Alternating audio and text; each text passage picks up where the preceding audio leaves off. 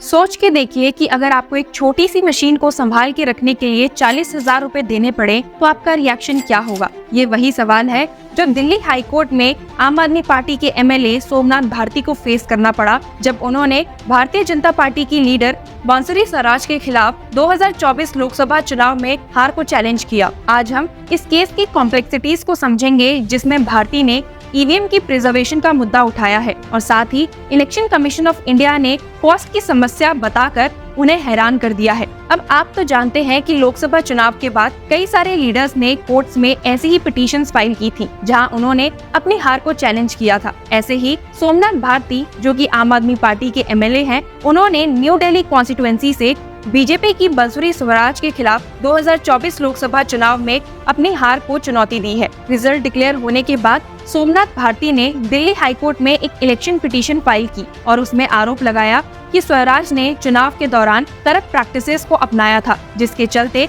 उन्होंने ईवीएम को प्रिजर्व रखने पर कोर्ट से रिक्वेस्ट की है। भारती ने कहा कि ये जरूरी है ताकि जो एलिगेशंस लगाए गए हैं उनका सच पता चल सके। भारती ने ये भी आर्ग्यू किया कि वोटिंग के दौरान ईवीएम और वीवीपैट वोट्स के बीच का मिसमैच था। आपको बता दूं कि स्वराज ने 4.53 लाख वोट हासिल किए थे जबकि भारती ने 3.7 लाख वोट्स हासिल किए थे। इस डिस्क्रिपेंसी को बताते हुए उन्होंने कोर्ट से कहा है कि ईवीएम्स को संभाल कर रखा जाए ताकि फ्यूचर में उन्हें एनालाइज किया जा सके। हाई कोर्ट में हुई सुनवाई के दौरान कोर्ट ने भारती के सारे आर्ग्यूमेंट सुने और उन्होंने उनसे कुछ ऐसा कह दिया जिसके बाद भारती को मजबूरी पर कहना पड़ा कि मेरे पास इतने पैसे नहीं है। जब भारती अपने आर्ग्यूमेंट्स दे रहे थे तो उन्होंने कहा that the sanctity of the elections is paramount and preserving these machines is crucial for the integrity of the democratic process। उनके इस आर्ग्यूमेंट को सुनने के बाद कोर्ट ऑफ जस्टिस मनमीत प्रीतम सिंह अरोड़ा ने भारती की इलेक्शन पिटीशन में specifically issue of preservation of EVMs को उठाया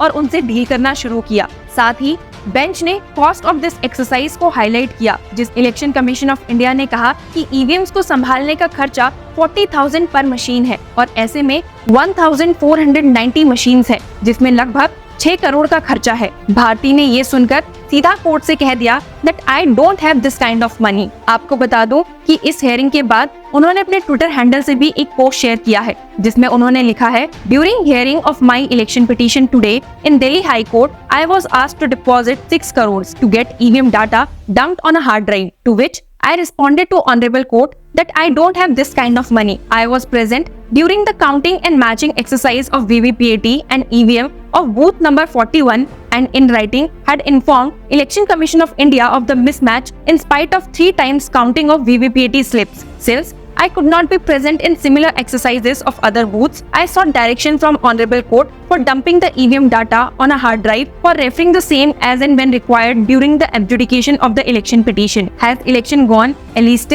6 crores to secure the EVM data for the case adjudication। This elitist impediment in seeking freeness and fairness of an election must go, else democracy will remain hijacked to the rich and the powerful। I will again appear before the Honorable Court at 1 PM। Court के सामने फिर से present होने के बाद भारती ने court को एक इनोवेटिव सजेशन सजेस्ट किया। उन्होंने कहा कि अगर 40,000 का खर्चा ज्यादा है तो ईवीएम डाटा को एक हार्ड डिस्क में डंप कर दिया जाए। जब भी जरूरत हो तो वही डाटा यूज करके कोर्ट की प्रोसीडिंग्स में इस्तेमाल किया जा सकता है या जब जरूरत हो तब ईवीएम डाटा को वापस बुलाया जा सकता है। भारती ने कहा Why preserve the entire machine when the data can be stored electronically at a much lower cost। लेकिन कोर्ट भारती के इस सजेशन से सहमत नहीं हुई। जस्टिस मनमीत सिंह अरोड़ा ने कहा We are only dealing with the preservation of the EVMs used in the election और कहा कि वो इसी कंटेक्स्ट में ऑर्डर पास करेंगे। आपको बता दूं कि भारती ने ये क्लेम किया है कि बांसुरी स्वराज ने चुनाव के दौरान करप्ट प्रैक्टिसेस अपनाई थी। एक इम्पोर्टेंट एलिगेशन ये था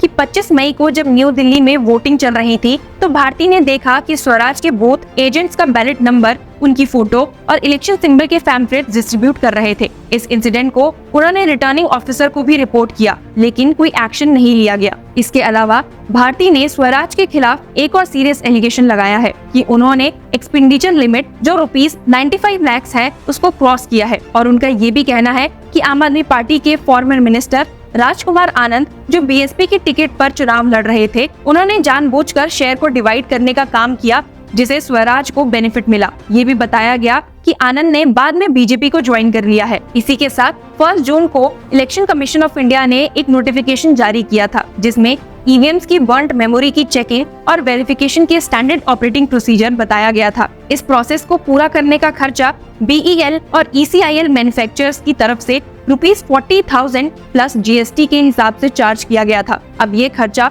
वो कैंडिडेट उठाएगा जो इलेक्शन पिटीशन फाइल करता है, जैसे कि भारती के लिए। This notification talking about administrative standard operating procedure for checking and verification of burned memory of EVM to be followed after announcement of result. It said the cost submitted by the manufacturers of BEL and ECIL to carry out EVM checking and verification is ₹40,000 plus GST at 18% per set of EVM, which includes the ballot units, control unit and voter verifiable paper audit trail, यानी कि VVPAT. The cost of checking and verification are to be borne by the applicant candidate. आपको बता दो कि previous hearing में Delhi high court के मनमीत PS Arora ने सोमनाथ भारती की इलेक्शन पिटीशन में कई टाइपोग्राफिकल एरर्स को पॉइंट किया था। जज ने भारती को 10 दिन के अंदर इन सारे एरर्स को रेक्टिफाई कर वापस आने के लिए कहा था। अब क्योंकि भारती की पिटीशन में कई सारे ऐसे एलिगेशंस थे जहां स्वराज के बूथ एजेंट्स के इलीगल तरीके से वोट अट्रैक्ट करना और इलेक्शन एक्सपेंसेस का लिमिट क्रॉस करना,